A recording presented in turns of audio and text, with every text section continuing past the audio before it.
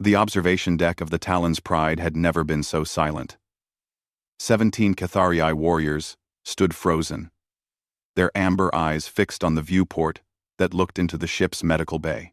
Their tails, normally expressive and flowing, hung still as stone.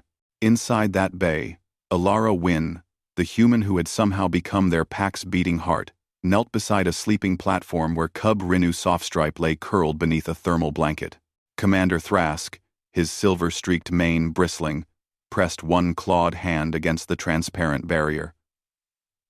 "What is she doing?" he whispered, though his translator carried the words clearly. No one answered. No one knew. The Catharii had fought alongside humans for 3 cycles now, ever since the Treaty of Broken Chains had united their species against the Velcorum swarm. They had seen humans charge into plasma fire with nothing but rage and improvised weapons. They had watched humans laugh while bleeding, sing while dying, and somehow impossibly win battles that should have ended in extinction. They had learned that humans were fearless, reckless, and utterly terrifying when protecting their own. But this was something else entirely. Alara Wynn adjusted the blanket around Rinu's small form with movements so gentle they seemed at odds with the calloused hands that had strangled a swarm drone just 6 hours earlier. The cub, barely 4 solar cycles old, had been caught in the crossfire during the raid on Station Epsilon 7. His parents hadn't made it off the station before the detonation. Rinu whimpered in his sleep, a small sound that made every warrior in the observation deck flinch. Trauma ran deep in Catharii cubs. The elders said that young ones who witnessed violence without the comfort of the clan often grew into hollow shells, their spirits broken beyond repair. Alara reached out, her fingers hovering over Rinu's fuzzy ear. Then, slowly, she began to stroke the soft fur there, with a rhythm that seemed almost instinctive. "By the first hunt," breathed Warrior Kiss, her voice cracking. "She's grooming him." "Impossible," Thrask muttered. "She can't know the significance. She's human." "They don't." But Alara continued the motion, her thumb tracing small circles behind Rinu's ear exactly where a Cathari mother would soothe her distressed young. The cub's whimpering stopped. His breathing deepened, evened out. Then Alara did something that made Thrask's knees buckle. She began to hum. The sound was low and wordless, a melody that rose and fell like waves on an ocean world. It wasn't a Cathari lullaby. Humans had their own songs, their own ways, but somehow the rhythm matched the pulse of a Cathari heartbeat. Slow, steady, safe. Rinu's tail, which had been tucked tight against his small body, relaxed and draped over the edge of the platform. "She's claiming him," Kiss whispered, her claws extending involuntarily. Without ceremony, without permission, without understanding what she's doing. She's claiming him as clan. Thrask shook his head, but doubt flickered in his eyes. Among the Catharii, to groom and sing to an orphaned cub was to declare oneself its protector. It was a sacred bond, one that carried the weight of blood right and honor. To do so, without being asked, without being prepared, was either the height of arrogance or the depth of compassion. He suspected it was both. Alara tucked the blanket more securely around Rinu, ensuring his feet were covered. Then she did something that made several warriors gasp audibly. She leaned down and pressed her forehead gently against the cub's, remaining there for 3 full heartbeats. The gesture of shared breath. The promise of protection until death.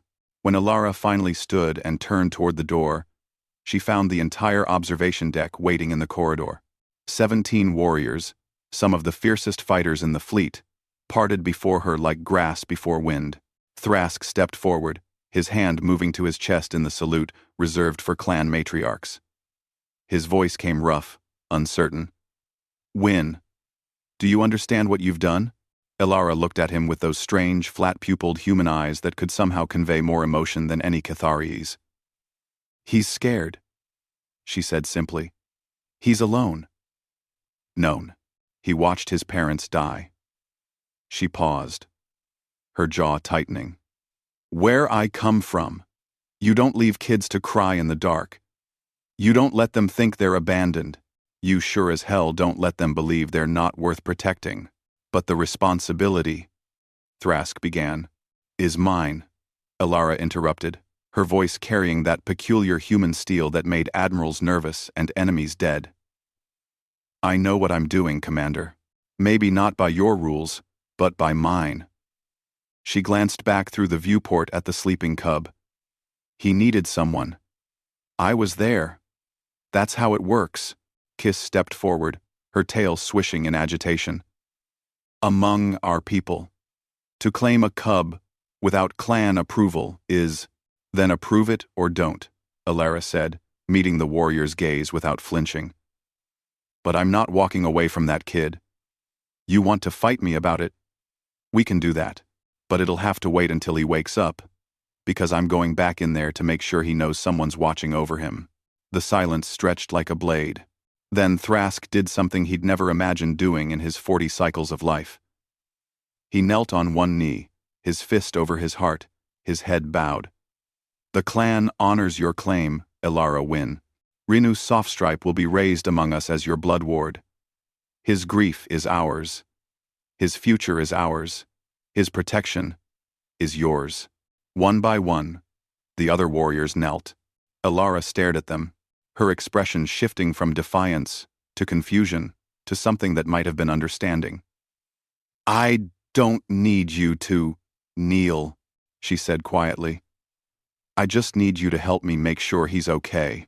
Kiss looked up, and for the first time since meeting humans, she smiled, truly smiled, showing teeth that weren't meant as threat, but as joy. Then we will help. Clan sister, we will teach you our ways, and you will teach us yours. And perhaps, she glanced at the other warriors, perhaps that cub will grow up stronger than any of us, knowing both. Alara nodded slowly, then returned to the medical bay. Through the viewport, the Cathari watched as she settled into a chair beside Rinu's platform, her hand resting protectively near his head. Thrask rose to his feet, his expression thoughtful. The humans have a saying, he murmured. They say it takes a village to raise a child, and we have one that says, the strength of the pack is the cub. Kiss replied. Perhaps we're not so different after all. Number 5. Number 5. Number 5. Number 5. Number 5. In the medical bay, Rinu stirred and reached out in his sleep. Alara's hand was there immediately, and small fingers wrapped around one of hers. The warriors didn't kneel again. But several of them smiled.